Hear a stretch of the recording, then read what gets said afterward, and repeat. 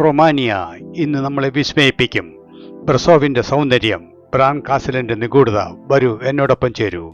എല്ലാവർക്കും നമസ്കാരം. ഞാൻ കവിരാജ് അമ്പലപ്പുഴയിൽ നിന്നും. എൻ്റെ ബാൽക്കൺ യാത്രയുമായി ബന്ധപ്പെട്ട രണ്ടാമത്തെ എപ്പിസോഡ്. ബുക്കാറസ്റ്റ് വിമാനത്താവളത്തിലെത്തിയ ഞങ്ങൾക്കായി തയ്യാറാക്കിയിരുന്ന ബസ്സിൽ ഹോട്ടലിലേക്ക് യാത്ര തിരിച്ചു. യാത്രക്കിടയിൽ ടൂർ മാനേജർ ഋതുൽ വരാനിരിക്കുന്ന ദിവസങ്ങളിലെ യാത്രയെക്കുറിച്ച് ചെറിയ വിവരണം.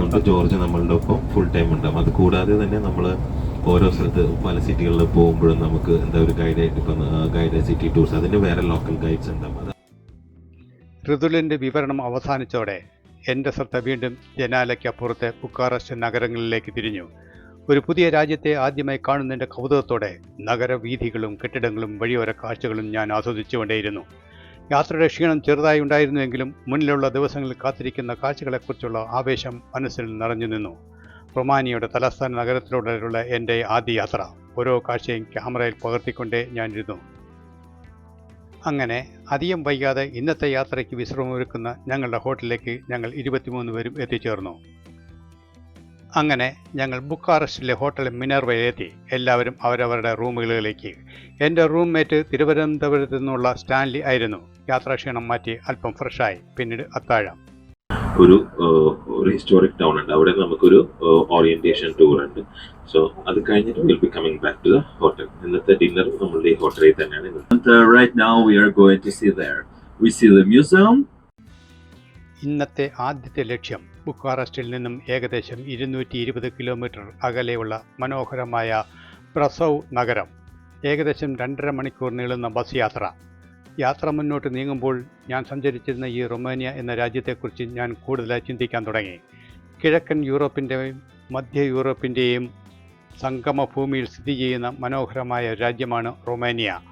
ബുക്കാറസ്റ്റാണ് തലസ്ഥാനം. ഏകദേശം 1,90,00,000 ജനങ്ങൾ ജീവിക്കുന്ന ഈ രാജ്യത്തിൻ്റെ ഔദ്യോഗിക ഭാഷ റൊമാനിയൻ ആണ്. റൊമാനിയ ഒരു സെമി പ്രസിഡൻഷ്യൽ റിപ്പബ്ലിക്കാണ്. അതായത് പ്രസിഡന്റും പ്രധാനമന്ത്രിയും ഭരണ സംവിധാനത്തിൽ പ്രധാന ചുമതലകൾ വഹിക്കുന്നു. വിശാലമായ കൃഷിഭൂമികളും റൊമാനിയയുടെ പ്രത്യേകതയാണ്. ഗോതമ്പ്, ചോളം, സൂര്യകാന്തി തുടങ്ങിയ വിളകൾ ഇവിടെ വ്യാപകമായി കൃഷി ചെയ്യുന്നുണ്ട്. അതോടൊപ്പം വ്യവസായവും സേവന മേഖലയും രാജ്യത്തിൻ്റെ വരുമാനത്തിന് വലിയ കരുത്ത് നൽകുന്നു. വിദ്യാഭ്യാസത്തിന് പ്രാധാന്യം നൽകുന്ന ജനതയാണ് റൊമാനിയക്കാർ. സ്കൂൾ വിദ്യാഭ്യാസത്തിന് ശേഷം സർവകലാശാലയിലും സാങ്കേതിക വിദ്യാഭ്യാസത്തിലേക്കും യുവാക്കൾ കടന്നു വരുന്നുണ്ട്. പ്രത്യേകിച്ച് IT മേഖലയിലും സാങ്കേതിക രംഗങ്ങളിലും കഴിവുള്ള യുവജനങ്ങൾ റൊമാനിയയുടെ പുതിയ മുഖമായി മാറിക്കൊണ്ടിരിക്കുകയാണ്. എന്നാൽ മറ്റു പല യൂറോപ്യൻ രാജ്യങ്ങളിലെയും പോലെ റൊമാനിയയ്ക്കും ചില വെല്ലുവിളികളുണ്ട്. മികച്ച തൊഴിലവസരങ്ങൾ തേടി നിരവധി യുവാക്കൾ മറ്റു യൂറോപ്യൻ രാജ്യങ്ങളിലേക്ക് പോകുന്നതും ഇവിടെ കാണാം. പൊതുവെ ശാന്തരായ ജീവിത രീതിയാണ് റൊമാനിയക്കാർ. പാരമ്പര്യത്തെയും കുടുംബ ബന്ധങ്ങളെയും സ്വന്തം സംസ്കാരത്തെയും ഏറെ വിലമതിക്കുന്ന ജനത. ഗ്രാമപ്രദേശങ്ങളിലേക്ക് എത്തുമ്പോൾ ഇന്നും പഴയ യൂറോപ്പിൻ്റെ ജീവിതശൈലിയുടെ ചില മനോഹരമായ അടയാളങ്ങൾ നമുക്ക് കാണാൻ കഴിയും. കാർപാത്തിയൻ മലനിരകൾ, വിശാലമായ പച്ചപ്പുകൾ, പഴയ കോട്ടകൾ, മധ്യകാല നഗരങ്ങൾ, പിന്നെ ഡ്രാക്കുളയുടെ നിഗൂഢ കഥകൾ. ചരിത്രവും പ്രകൃതിയും ഐതിഹ്യവും ഒരുപോലെ ചേർന്ന് നിൽക്കുന്ന ഒരു രാജ്യമാണ് റൊമാനിയ. ഇങ്ങനെ റൊമാനിയയെക്കുറിച്ച് കൂടുതൽ അറിഞ്ഞുകൊണ്ട് ജനാലയ്ക്ക് അപ്പുറത്തേക്ക് മാറി മാറി വരുന്ന കാഴ്ചകൾ ആസ്വദിച്ച് ഞാൻ എൻ്റെ യാത്ര മുന്നോട്ട് നീങ്ങുകയാണ്. ചരിത്രം ഓരോ തെരുവിലും ഇന്നും ജീവിക്കുന്ന ബ്രസോവ് നഗരത്തിലേക്ക് നമ്മൾ പ്രവേശിക്കുന്നു. മധ്യകാലഘട്ടത്തിൽ സാക്സൺ കുടിയേറ്റക്കാർ വികസിപ്പിച്ച ഈ നഗരം ഒരു കാലത്ത് ട്രാൻസിൽവാനിയയിലെ പ്രധാന വ്യാപാര കേന്ദ്രങ്ങളൊന്നായിരുന്നു. കാർപാത്തിയൻ മലനിരകളാൽ ചുറ്റപ്പെട്ട ബ്രസോവ് പഴയ കോട്ടമതിലുകളും ഗോഥിക് ശൈലിയിലുള്ള കെട്ടിടങ്ങളും വർണ്ണാഭമായ തെരുവുകളും കൊണ്ട് സഞ്ചാരികളെ ഇന്നും വിസ്മയിപ്പിക്കുന്നു. 13-ാം നൂറ്റാണ്ട് മുതൽ യൂറോപ്യൻ വ്യാപാരപാതകളിൽ ശ്രദ്ധേയമായ സ്ഥാനം നേടിയ ബ്രസോവ് വിവിധ സംസ്കാരങ്ങൾ കൂടിച്ചേർന്ന ഒരു നഗരം കൂടിയാണ്.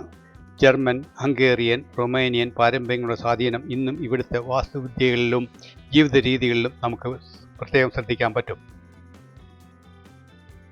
ഞങ്ങൾ ബ്രസോവ് നഗരത്തിലെത്തി. അപ്പോഴേക്കും സമയം ഉച്ചയോടടുത്തിരുന്നു. വിശപ്പും അതിൻ്റെ വഴിക്കെത്തി. റൊമാനിയയിലെത്തിയിട്ട് ഇവിടുത്തെ തനത് രുചി അറിയാതെ എങ്ങനെ പോകും? ഇന്നത്തെ ഉച്ചഭക്ഷണം നല്ലൊരു റൊമാനിയൻ ലോക്കൽ ഫുഡ് തന്നെ. നമുക്ക് പരിചിതമായ രുചികളിൽ നിന്നും അല്പം വ്യത്യാസം. പുതിയൊരു മണവും പുതിയൊരു രുചിയും. ഓരോ വിഭവവും കൗതുകത്തോടെ പരീക്ഷിച്ചു. ഒടുവിൽ ഭക്ഷണം ശരിക്കും ആസ്വദിച്ചു കഴിച്ചു. കഴിച്ച ഭക്ഷണത്തിൻ്റെ രുചി ഓർമ്മകളുമായി ഇനി ഞങ്ങൾ ബ്രസോവ് നഗരത്തിൻ്റെ കാഴ്ചകളിലേക്ക്. ഇവിടെ ഞങ്ങൾക്ക് വാഹനത്തിൻ്റെ ആവശ്യമില്ല. ബ്രസോവിനെ അടുത്തറിയാൻ ഏറ്റവും നല്ല മാർഗം നടന്നു തന്നെയാണ്. അങ്ങനെ ഞങ്ങളും പതിയെ നടക്കാൻ തുടങ്ങി. ആദ്യ കാഴ്ചയിൽ തന്നെ ബ്രസോവ മനസ്സിൽ ഇടം പിടിച്ചു. കല്ലുപാകിയ ചെറിയ വഴികൾ, ഇരുവശത്തും വ്യത്യസ്തമായ നിറത്തിൽ തലയുയർത്തി നിൽക്കുന്ന മനോഹരമായ കെട്ടിടങ്ങൾ, ചെറിയ കടകൾ, കഫേകൾ, വഴിയോരത്ത് വിശ്രമിക്കുന്ന സഞ്ചാരികൾ. ഓരോ തെരുവിനും എന്തോ ഒരു കഥ പറയാനുണ്ടെന്ന് തോന്നും. ട്രാൻസിൽവാനിയയുടെ ഹൃദയഭാഗത്ത് കാർപ്പാത്തിയൻ മലനിരകളുടെ പശ്ചാത്തലത്തിൽ സ്ഥിതി ചെയ്യുന്ന ബ്രസോവ പഴമയെ കൈവിടാതെ പുതുമയെ സ്വീകരിച്ച മനോഹരമായ നഗരമാണ്. നടന്ന് ഞങ്ങൾ എത്തിയത് നഗരത്തിൻ്റെ ഹൃദയമെന്ന് പറയപ്പെടുന്ന കൗൺസിലിൻ സ്ക്വയറിലേക്കാണ്. പിയാറ്റസ് സഫുത്തുലൂസി എന്നാണ് ഈ ചരിത്രപ്രസിദ്ധമായ ചത്വരത്തിൻ്റെ പേര്. വിശാലമായ തുറസായ സ്ഥലം, ചുറ്റും പഴമയുടെ ഭംഗി സൂക്ഷിക്കുന്ന വർണ്ണഭമായ കെട്ടിടങ്ങൾ, നടുവിൽ ചരിത്രത്തിന് സാക്ഷിയായി നിൽക്കുന്ന ഒരു പഴയ കൗൺസിൽ ഹൗസ്. നാട്ടുകാരും ലോകത്തിൻ്റെ വിവിധ ഭാഗങ്ങളിൽ നിന്നെത്തിയ സഞ്ചാരികളും ചേർന്ന് ഈ പ്രദേശത്തെ ഒരു പ്രത്യേക ജീവൻ നൽകുന്നു. ഇവിടെ നടക്കുമ്പോൾ ഒരു കാര്യം പ്രത്യേകം ശ്രദ്ധിച്ചു. തിരക്കുണ്ടെങ്കിലും ഒരു ശാന്തതയുണ്ട്. ആരും അനാവശ്യമായ ധൃതിയിൽ ഓടുന്നതായി തോന്നുന്നില്ല. കഫേകളിൽ ഇരുന്ന് സംസാരിക്കുന്നവർ, കുടുംബത്തോടൊപ്പം നടക്കുന്നവർ, ചിത്രങ്ങൾ പകർത്തുന്ന സഞ്ചാരികൾ. ഞങ്ങളും അവരിൽ ഒരാളായി ബ്രസോവിൻ്റെ തെരുവിലൂടെ പതുക്കെ നടന്നു തുടങ്ങി. പഴയ കെട്ടിടങ്ങളുടെ ജനാലകളും മേൽക്കൂരകളും ചെറിയ ഇടവഴികളും, ഓരോ തെരുവിലും ക്യാമറ പകർത്താൻ എന്തെങ്കിലും ഒന്ന് കാഴ്ച നമുക്ക് പ്രത്യേകമായി കിട്ടും. ഭൂമിയിലെ ചില നഗരങ്ങൾ വാഹനങ്ങളിൽ ചുറ്റിക്കറന്ന് കണ്ടെങ്കിൽ മാത്രമേ തൃപ്തിയാകുകയുള്ളൂ. ചിലത് ഉയരങ്ങളിൽ നിന്ന് കാണണം. പക്ഷേ ബ്രസോവ അങ്ങനെയല്ല.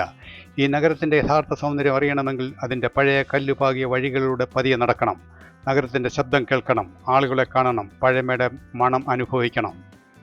അങ്ങനെ നടന്നും കണ്ടും ക്യാമറയിൽ ഓർമ്മകൾ പകർത്തിയും ബ്രസോവ എന്ന മനോഹര നഗരത്തെ ഞാൻ ഹൃദയത്തോട് ചേർത്തു. അപ്പോഴാണ് നഗരത്തിൻ്റെ ഏറ്റവും പ്രധാനപ്പെട്ട അടയാളങ്ങളിലൊന്നായ ബ്ലാക്ക് ചർച്ച് എൻ്റെ കാഴ്ചയിൽ എത്തുന്നത്. ഗോഥിക് ശൈലിയിൽ നിർമ്മിച്ച ഈ വലിയ ദേവാലയം ബ്രസോവിൻ്റെ ചരിത്രത്തിൻ്റെ ഭാഗം തന്നെയാണ്. 1689 വലിയ തീപിടുത്തവുമായി ബന്ധപ്പെട്ടാണ് പിന്നീട് ഇതിന് ബ്ലാക്ക് ചർച്ച് എന്ന പേര് സിദ്ധമായത്. പക്ഷേ ഇന്നത്തെ റൊമേനിയൻ യാത്ര ഏറ്റവും നിഗൂഢമായ കാഴ്ചകൾ ഇനിയും ബാക്കിയുണ്ട്. ഡ്രാക്കുളകളുടെ കഥകളിലെ ലോകപ്രസിദ്ധമായ ബ്രാൻ കാസിൽ. നമുക്ക് അങ്ങോട്ടേക്ക് പോകാം. ശരിക്കും ആരായിരുന്നു ഡ്രാക്കുള? ആ കോട്ടയ്ക്കും ഡ്രാക്കുളയ്ക്കും എന്താണ് ബന്ധം? നമ്മൾ കേട്ടതെല്ലാം ചരിത്രമാണോ, അതോ ഭാവനയും ഐതിഹ്യവും ചേർന്ന കഥകളാണോ? ആ ചോദ്യങ്ങൾക്കുള്ള ഉത്തരം തേടിയാണ് ഞാനും ബ്രാൻ കാസിലേക്ക് നീങ്ങിയത്. അതോടൊപ്പം ലോകമെമ്പാടുമുള്ള സഞ്ചാരികളെ ഇവിടേക്ക് ആകർഷിക്കുന്ന ഡ്രാക്കുളയുടെ നിഗൂഢതയും ഒന്നറിയണം. കോട്ടയുടെ അടിവാരത്തിൽ ഞങ്ങൾ ബസ്സിൽ നിന്ന് ഇറങ്ങി ഏറെ കേട്ടറിഞ്ഞ ആ ബ്രാൻ കാസലിനെ ലക്ഷ്യമാക്കി പതിയെ നടന്നു തുടങ്ങി. അല്പം കയറ്റമുണ്ട്. ചുറ്റും സഞ്ചാരികളുടെ തിരക്ക്. വഴിയോരത്തെ ചെറിയ കടകളും മനോഹരമായ കാഴ്ചകളും ആസ്വദിച്ച് മുന്നോട്ട് നീങ്ങി ഞങ്ങൾ. മനസ്സിൽ നിറയെ കൗതുകം. ഡ്രാക്കുളയുടെ കഥകളിലെ ലോകപ്രസിദ്ധമായ ആ കോട്ട ഇനി ഞങ്ങളുടെ തൊട്ട് മുൻപിൽ. എൻട്രൻസ് ഓക്കെ, നമ്മളിപ്പോൾ അവിടെ ചെന്നിട്ട് നമ്മൾ ടിക്കറ്റ് സ്കാൻ ചെയ്ത് നമ്മൾ എൻട്രൻസ്, ഞാൻ പറഞ്ഞില്ല അയാളുടെ ഫോട്ടോ കാണാന്ന് പറഞ്ഞാൽ ആ മേലെ കാണുന്ന ആ റൂമിൽ നിങ്ങൾക്ക് അതിങ്ങനെ കുറേ ഫോട്ടോസ് വെച്ചിട്ടുണ്ട്. ആ ഫോട്ടോസിൽ നോക്കിയാൽ അതിൻ്റെ അകത്ത് ഒരെണ്ണം ബ്ലാക്ക് ടെപ്പസ് ഡ്രാക്കുള എന്ന് പറഞ്ഞാൽ അതാണ് ഒറിജിനൽ ഡ്രാക്കുള എന്ന് പറഞ്ഞ മനുഷ്യനുണ്ടായിരുന്നത്. അങ്ങനെ ഏറെ ആകാംക്ഷയോടെ ഞാൻ ബ്രാൻ കാസലിനകത്തേക്ക് കടന്നു. പുറത്തുനിന്നും കണ്ടതിൽ നിന്നും തികച്ചും വ്യത്യസ്തമായൊരു ലോകം. ഇടുങ്ങിയ വഴികൾ, കുത്തനെയുള്ള പഴയ പടിക്കെട്ടുകൾ, ചെറിയ മുറികൾ, നൂറ്റാണ്ടുകളുടെ പഴക്കം വിളിച്ചോതുന്ന കൽച്ചുവരവുകൾ. ഓരോ മുറിയുടെയും കടന്നു പോകുമ്പോൾ പഴയൊരു കാലഘട്ടത്തിലൂടെ നടന്നു പോകുന്ന പോലെ തോന്നി. പുരാതന ഫർണിച്ചറുകളും ആയുധങ്ങളും രാജകീയ ജീവിതത്തിൻ്റെ ഓർമ്മകൾ സൂക്ഷിക്കുന്ന വസ്തുക്കളും എല്ലാം വളരെ കൗതുകത്തോടെ ഞാൻ കണ്ടു. ചില ഇടനാഴികൾക്ക് ഒരു പ്രത്യേക നിഗൂഢത. അടുത്ത വലിയ വാതിലിനപ്പുറം എന്തായിരിക്കും എന്ന ആകാംക്ഷയോടെ ഞാൻ മുന്നോട്ട് നീങ്ങി. ലോകം ഈ കോട്ടയെ ഡ്രാക്കുളയുടെ കഥകളുമായി ബന്ധപ്പെടുത്തി കാണുന്നുണ്ടെങ്കിലും ചരിത്രവും ഐതിഹ്യവും ഭാവനയും കൂടിച്ചേർന്നതാണ് ബ്രാൻ കാസലിൻ്റെ ഇന്നത്തെ പ്രശസ്തി.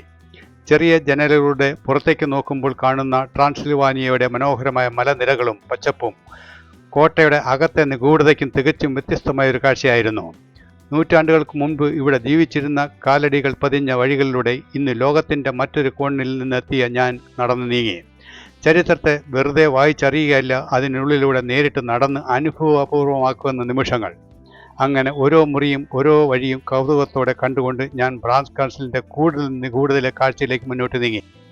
ത്രസിക്കുന്ന യാത്രാ വിവരണങ്ങളുമായി അടുത്ത എപ്പിസോഡിൽ നിങ്ങളുടെ മുൻപിൽ എത്തുന്നവരെ എല്ലാവർക്കും നല്ലത് വരട്ടെ, നന്മ വരട്ടെ.